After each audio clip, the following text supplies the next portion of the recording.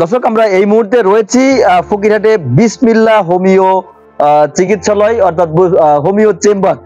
এটি আজ উদ্বোধন হয়েছে। এটি করেছেন মূলত আমাদের সাংবাদিক খান আলাওয়াল মনি ভাই, যাকে আপনারা অনেকেই চিনেন। মনি ভাই সম্পর্কে আসলে কম বেশি আপনারা জানেন।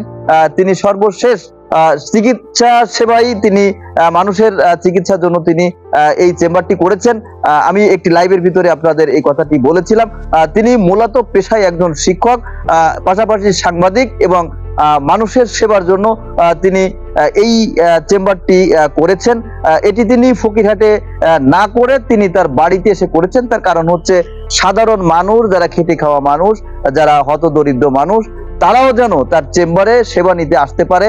যে মানুষ যেন বোঝে যে বাড়িতে গেলে আসলে টাকা একটু কম লাগতে পারে, কারণ খরচও কম। একটি বাজারে একটি চেম্বার থাকলে সেই চেম্বারে আসলে খরচ বেশি হয়। তার আজকের এই চেম্বারটি কিছুক্ষণ আগেই উদ্বোধন হলো এবং এই উদ্বোধনের পরেই আসলে সেইভাবে উদ্বোধন না, তার একজন চাচা তিনি আসলে এই একটু দোয়া করেই উদ্বোধনটি করেছেন। আমরা সেই চেম্বারের ভিতরেই একটু ঢুকছি এবং কথা বলবো সেই মনি ভাইয়ের সাথে, যিনি আসলে এই চেম্বারটি করেছেন। হ্যাঁ দর্শক, আপনারা দেখছেন যে এখানে আমার একটা লিফলেট রয়েছে। যে লিফলেটটি আমি একটু ভিডিওর মাধ্যমে দেখাতে চাচ্ছি। যে লিফলেটের প্রথম যে লেখাটা, আর নয় অপারেশনের ভয়, হোমিও ঔষধেই হবে জটিল ও কঠিন রোগের নিরাময়, আপনারা নিশ্চয় দেখতে পাচ্ছেন। এবং এই লিফলেটের পিছন সাইডে আছে 100টির মতো পয়েন্ট। আসলে মানুষের শরীরের যে মেইন সমস্যাগুলো সেগুলো এখানেই আছে। অনেক ইম্পর্টেন্ট যে পয়েন্টগুলো এখানে আমি এনেছি। যার যে সমস্যা, এই পয়েন্টগুলো টিক দিলে আমার ঔষধ দিতে সুবিধা হবে। যেহেতু হোমিওপ্যাথিক যে চিকিৎসা, এটা হচ্ছে লক্ষণ ভিত্তিক চিকিৎসা, সুতরাং আসলে লক্ষণের উপর নির্ভর করেই ঔষধ নির্বাচন করতে হয়। তাই এই লক্ষণগুলো এখানে দেওয়া আছে। যার যে সমস্যা টিক দিয়ে আমার কাছে নিয়ে আসলে সহজ হবে আমার চিকিৎসা। কত রোগের অভাব নাই, এক এক রোগের এক এক সিমটম। হ্যাঁ, এখন সেইভাবে আসলে মুখ দিয়ে কিভাবে বলবো যে কার রোগের কি সমস্যা। এখানে আমি সংক্ষেপে এই জন্য 100টা পয়েন্ট দিয়েছি। যে পয়েন্টগুলো যদি আমাকে ইন্ডিকেট করে দেওয়া হয়, তাহলে আমি বুঝতে পারবো যে তার এই লক্ষণের সাথে আমার ওষুধের এই লক্ষণ মিলে যাবে, তখন তাকে সেই ওষুধ দিয়ে সুস্থ করা সম্ভব। মানে এই লিফলেটটার একটি বিশেষত্ব হচ্ছে যে বাড়ি বসেই সে তার রোগ আবিষ্কার করতে পারবে। সঠিক সঠিক, মানে উপশমগুলো আবিষ্কার করতে পারবে, রোগ আবিষ্কার করতে না পারে। যেমন আমি একটা কথা বলি, যে প্রথমে আছে হাত পা মাথার তালুতে কাপ বা জ্বালা। যে অনেকের আছে হাত পা জ্বলে, হাত পা ঘামে। দর্শক, সে বিষয়টা আমি 1 নম্বরে রেখেছি। এটা যাদের সমস্যা আছে, এটা 1 নম্বরে টিক দিলে আমি আমার যে হাত পা তলা জ্বালা করে এমন ওষুধ, যদি 200 ওষুধ থাকে তার ভিতরে এমন ওষুধ 10টা আলাদা হয়ে গেল, তখন আমার নির্বাচন করতে সহজ হবে। আমি কি বুঝাতে পেরেছি? সুবিধা, অনেক সুবিধা। ধন্যবাদ ভাই, অসংখ্য ধন্যবাদ জানাচ্ছি আমাকে।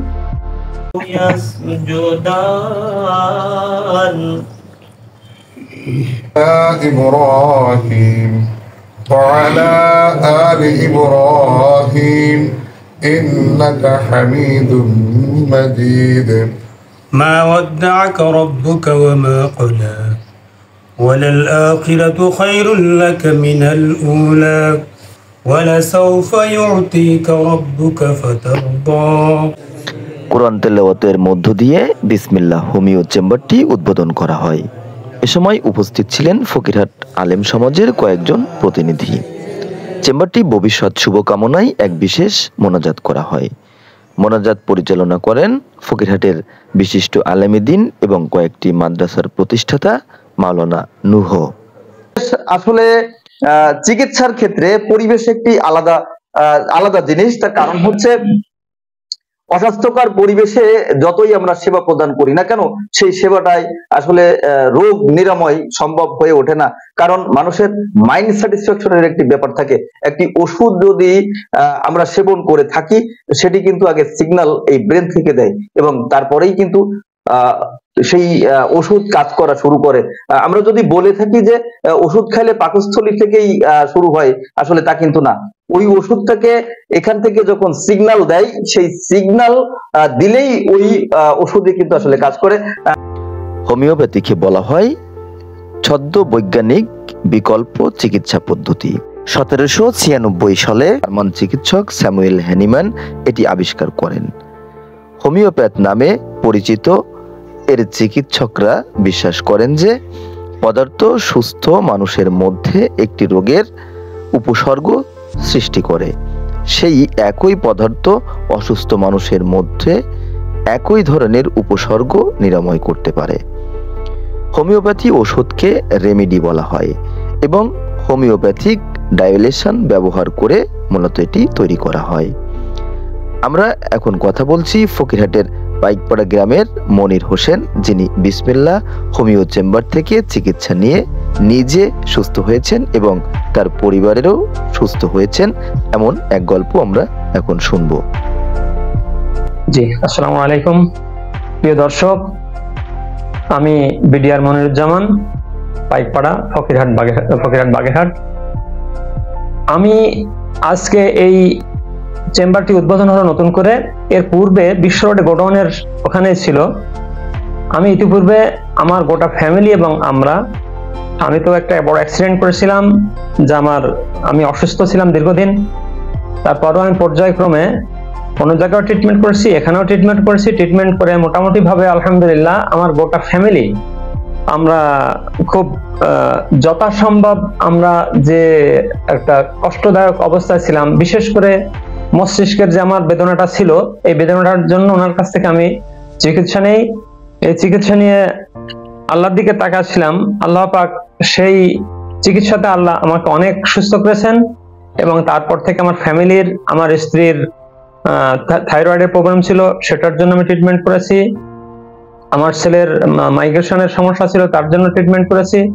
আলহামদুলিল্লাহ এখন আমরা বলা যায় যে আমরা টোটাল ফ্যামিলি আল্লাহ আমাদেরকে অনেকটা ভালো পজিশন রাখছেন। দুনিয়া ক্ষণিকের, আর এই ক্ষণিক সময়ের ভিতরে যেটা ভালো প্রত্যেকে আমরা চিন্তা চেতনায় সেইভাবে ইনশাল্লাহ কাজ করব। আর আশা করি যে আমরা প্রত্যেকে এখানে ট্রিটমেন্ট, আশা করি যে প্রত্যেকটা বিষয় আল্লাহ হয়তো আমাদেরকে উপকৃত করবেন, আমরা সুস্থ হব। এই বলে আমার সংক্ষিপ্ত বিষয় নিয়ে আমি শেষ করছি আমার বক্তব্য। আসসালামু আলাইকুম রাহমাতুল্লাহ। আমাদের মনির ভাইকে, তিনি আসলে পাইকপাড়ার তার একটি রাইস মিলও রয়েছে এবং তিনি পাশাপাশি খাঁটি সরিষার তেল, মধু আছে নাকি ভাই? মধু আছে, খাঁটি মধু, তিনি এগুলোরও পাশাপাশি ব্যবসা করে থাকেন এবং অনেক দিন ধরে সুনামের সাথেই তিনি কিন্তু এই ব্যবসাটি করে আসছেন। এখনো পর্যন্ত আসলে আমরা শুনিনি যে আসলে তার বিরুদ্ধে এই ধরনের কোনো টুকিটাকি কোনো ত্রুটি আছে।